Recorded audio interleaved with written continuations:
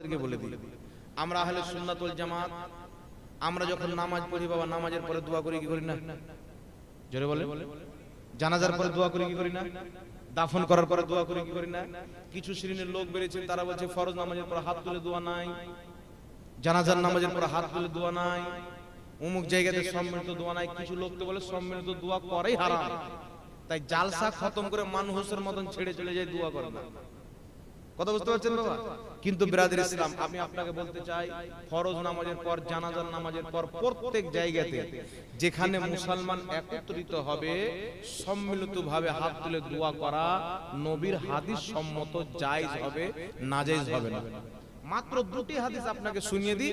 একটি হাদিস হচ্ছে মুআজামুল কাবীর লিতাবরানির মধ্যে, যে হাদিসকে ইমাম হাইসামি মাজমাউ যাওয়াইদের মধ্যে লিখে সহিহ বলেছেন। রাসূল কায়নাত সাল্লাল্লাহু আলাইহি ওয়াসাল্লাম বলেন, যেখানে মুসলমান একত্রিত হবে দলবদ্ধভাবে, সবাই মিলে আল্লাহর কাছে হাত তুলে দোয়া করবে, একজন দোয়া করবে, বাকি ব্যক্তিরা সবাই আমিন আমিন বলবে, আল্লাহর উপরে ওয়াজিব হয়ে যাবে দোয়াকারী যা চাইছে তা দেওয়া। সুবহানাল্লাহ। হাকিম আল মুস্তাদরাকের মধ্যে হাদিস, যখনই কিছু মুসলমান একত্রিত হয়ে একজন দোয়া করে, বাকি সবাই আমিন বলে, আল্লাহ তাবারাক ওয়া তাআলা অবশ্যই দেয় তারা যা চায়।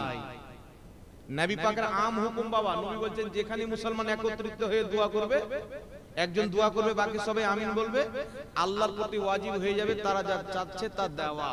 এখন বলেন তো, জানাজাতে মুসলমান জমা হয় কি হয় না? ফরজ নামাজে জমা হয় কি হয় না? জালসাতে জমা হয় কি হয় না? মাটি দিতে গিয়ে জমা হয় কি হয় না? তার কারণে জানাজার নামাজের পরেও সম্মিলিত দোয়া করা যায় নবীর হাদিস অনুযায়ী। কারণ নবী বলেছেন, যেখানে মুসলমান সবাই মিলে হাত তুলে সম্মিলিতভাবে দোয়া করবে, একজন দোয়া করবে, বাকি সবাই আমিন বলবে, আল্লাহ তাদের দোয়া অবশ্যই কবুল করবে।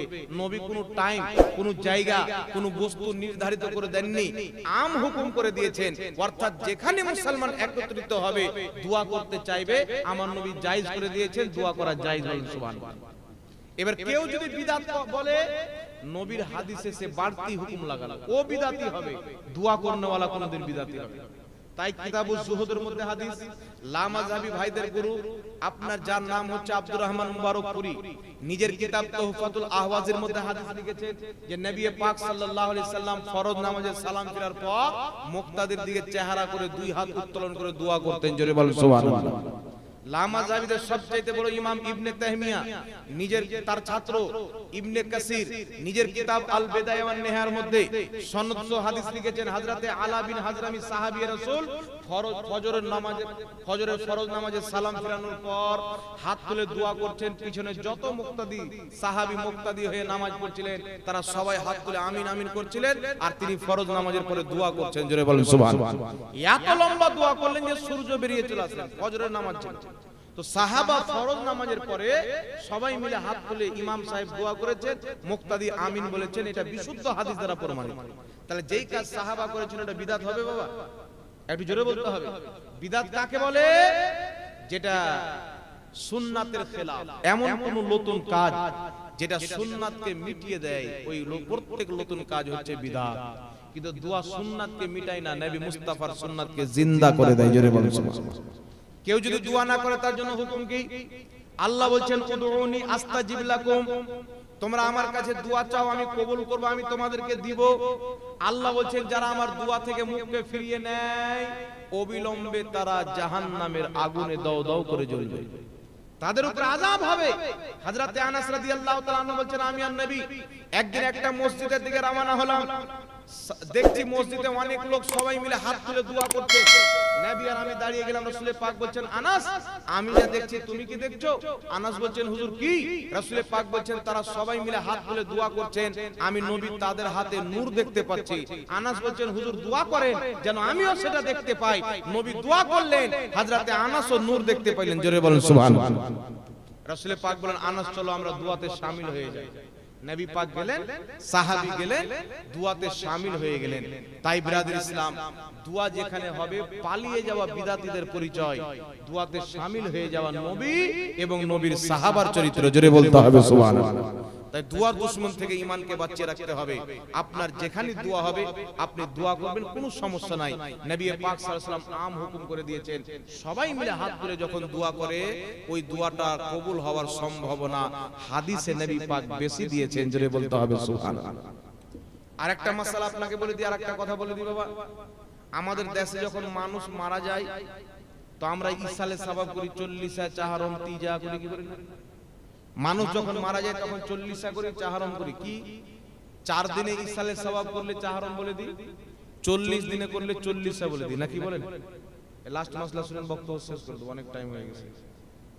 হ্যাঁ এইটার মাস্টার বলে দিই, 40 চাহারম এর আসল হলো বাবা ইসালে সওয়াব। ইসালে সওয়াব কাকে বলে? ইসাল মানে পাঠানো, সওয়াব মানে নেকি। জীবিত ব্যক্তি নিজের নেকির সওয়াব মুর্দার নামে বকশে দেয়, ওকে বলা হয় ইসালে সওয়াব। 40 চাহারম। আচ্ছা বলেন তো বাবা, আপনাদের মাদ্রাসার নাম কি? নাম কি হযরত? জামিয়া কালিমিয়া মাদ্রাসা। কেউ যদি আপনাকে বলে জামিয়া কালিমিয়া মাদ্রাসা কোন হাদিস আছে, নামটা দেখাও তো, দেখাতে পারবেন? কেউ দেখাতে পারবে না। কি দেখাবেন? যে মাদ্রাসায় কোরআন হাদিস শিক্ষা দেওয়া হয়, আর কোরআন হাদিস শিক্ষা হচ্ছে ফরজ। জামিয়া কালিমিয়া একটা পরিচয়ের জন্য নাম দেওয়া হয়েছে। তো চাহারম একটা পরিচয়ের জন্য নাম দেওয়া আছে, আসল হচ্ছে নেকির কাজ করে তার সওয়াব মুর্দার নামে বকশে দেওয়া। 40 দিনে করি তাই একটা নাম দিয়ে দেওয়া হয়েছে 40। আসল হচ্ছে নেকির কাজ করে তার সওয়াব মৃত্যু ব্যক্তির নামে বকশে দেওয়া। আর 40 চাহারমের কাজ কি হয়? কোরআন তেলাওয়াত করা হয়, হয় কি হয় না বাবা? কোরআন তেলাওয়াত করা হয়, আর কোরআন তেলাওয়াতের সওয়াব মৃত্যু ব্যক্তির কবরে যায়। ইমাম ইবনে কুদামা রাহমাতুল্লাহ আলাইহি নিজের কিতাব আল মুগনির মধ্যে লিখেছেন যে সমস্ত মুসলমানের ঐক্যমত, কোরআন তেলাওয়াতের সওয়াব মুর্দার কবরে যায়। একটু জোরে বলতে হবে সুবহানাল্লাহ। ইমাম জালালউদ্দিন সিউতি রাহমাতুল্লাহ আলাইহি শারহুস সুদুরের মধ্যে লিখতেছেন, কি লিখতেছেন? যে মৃত্যুমান কোন ব্যক্তির ইন্তিকালের পর মানুষজন একত্রিত হয়ে কোরআন তেলাওয়াত করে তার সওয়াব মৃত্যু ব্যক্তির নামে বকশায়, তার সওয়াব মুর্দার কবরে অবশ্যই যায়। জোরে বলুন সুবহানাল্লাহ। লামাযাবি ভাইদের কিতাব ফাতাওয়া সানাইয়ের মধ্যে লেখা আছে কোরআন তেলাওয়াতের সওয়াব মৃত্যু ব্যক্তির কবরে যায়। জোরে বলতে হবে সুবহানাল্লাহ। আর এটা সহিহ হাদিস দ্বারা প্রমাণিত। মাজমুউজ জাওয়াইদে হযরতে লজলজ রাহমাতুল্লাহ আলাইহি বলেন, নবী পাক সাল্লাল্লাহু আলাইহি সাল্লাম বলেছেন, কি বলেছেন? যে নবী পাক থেকে আমি শুনেছি, হযরতে লজলজের বাপ তিনাকে নসিহত করছেন যে আমি যখন মারা যাব তো আমার কবরের পায়ের দিকে সূরা বাকারার প্রথম অংশ, মাথার দিকে শেষ অংশ তেলাওয়াত করি। তাহলে কোরআন পাক তেলাওয়াত করলে মৃত্যু ব্যক্তির উপকার যদি না হতো সাহাবা করতে বলতেন? অবশ্যই উপকার আছেন। এইগুলো সমস্ত হাদিস দিয়ে ফুকাহায়ে কেরাম রায় দিয়ে দিয়েছেন, মৃত্যু ব্যক্তির পক্ষ থেকে জীবিত ব্যক্তি কোরআন তেলাওয়াত করলে তার সওয়াব কোরআন তেলাওয়াতকারীও পাবে, আর ওর সওয়াব মুর্দার কবরেও যাবে। জোরে বলতে হবে সুবহানাল্লাহ। তারপরে চলে আসে, হ্যাঁ ও বল দিতে, হ্যাঁ আরেকটি হচ্ছে মৃত্যু ব্যক্তির পক্ষ থেকে খাওয়া দাওয়া করানো যাবে কি যাবে না? কিছু লোক বেরিয়েছে বাবা, তারা বলতে চায় যে মৃত্যু ব্যক্তির নামে খাওয়া দাওয়া করানো হারাম। বলেন নাউজুবিল্লাহ। আর জোরে বলতে হবে নাউজুবিল্লাহ। আবু দাউদ শরীফের মধ্যে সহিহ হাদিস, 7 বিন আবাদা আসলেন নবীর সাহাবী, ইয়া রাসূলুল্লাহ আমার মা ইন্তিকাল করেছেন, আমি কিছু সাদকা করতে চাই, এমন কোন জিনিস সাদকা করব যেটা আমার মায়ের জন্য উপকার হবে? আমার আপনার নবী সাল্লাল্লাহু আলাইহি সাল্লাম বললেন, তোমার মায়ের নামে পানি সাদকা করো। 7 বিন আবাদা একটা কূপ দান করে দিলেন, কুয়া দান করলেন, যার বললেন হাযিহি লিউম্মি সাদ, এই কূপটা হচ্ছে সাদের মায়ের জন্য, পানি পান করবে মানুষ, সওয়াব যাবে তার মায়ের কবরে। সুবহানাল্লাহ। তাহলে পানি পান করালে সওয়াব পাওয়া যাবে, খাবার খাওয়ালে পাওয়া যাবে না? এই হাদিস থেকে যত হালাল আহার আছে ইসালে সওয়াবের জন্য মানুষকে করানো বৈধ প্রমাণ হয়ে গেল। জোরে বলতে হবে সুবহানাল্লাহ। ইমাম জালালউদ্দিন সিউতি আল হাবিলিল ফাতাওয়া প্রথম খণ্ড 130 পৃষ্ঠার মধ্যে হাদিস নিয়েছেন। হিলিয়াতুল আউলিয়ার মধ্যে ইমাম আবু নঈম আসবাহানী রাহমাতুল্লাহ আলাইহি হাদিস নিয়েছেন। ইমাম ইবনে রজব নিজের তাফসীরের কিতাবের মধ্যে হাদিসটিকে নিয়েছেন এবং নিজের কিতাব আহওয়ালুল কুবুরের মধ্যে নিয়েছেন। হাদিসের সনদ সহিহ। ইন্নাল মাউতা ইয়াফতানুনা ফি কুবুরিহিম সাবআ ফাকানু ইস্তাহিব্বুনা আইয়াতআমা আনহুম তিলকাল আইয়াম। সাহাবায়ে কেরাম এবং তাবিঈনদের জামানায় যখন কোনো মানুষ মারা যেত, ওই মৃত্যু ব্যক্তির নামে 7 দিন পর্যন্ত তারা মানুষকে খাওয়া দাওয়া করাতো। জোরে বলেন সুবহানাল্লাহ।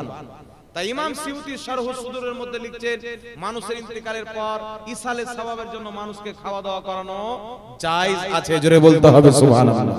এইগুলো কাজ তো হয় না, কি বলেন বাবা? মানুষ মারার পরে এগুলো কাজ হয় না 40 চারমে।